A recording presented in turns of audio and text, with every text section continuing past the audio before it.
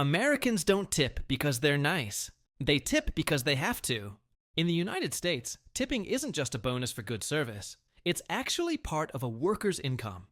And that's very different from how it works in most other countries. So how did this system even start?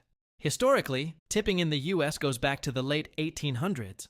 After slavery was abolished, many businesses didn't want to pay wages to newly freed black workers.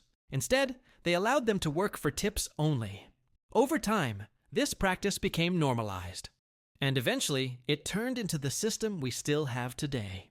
Legally, the US has something called a tipped minimum wage. That means servers can be paid far less per hour, sometimes just $2 or $3, because tips are expected to make up the difference. In most other countries, it works the opposite way. Employers are required to pay a living wage, and tips are just a small thank you, not an obligation. Culturally, tipping in America is almost a social rule. If you don't tip, people often assume you hated the service or you were being rude. In Europe, Asia, or places like Turkey, service is usually already included in the price. Tipping is optional and usually much smaller.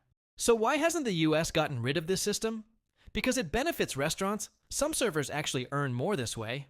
And honestly, it's just deeply rooted in American culture. That's also why so many foreigners find it strange.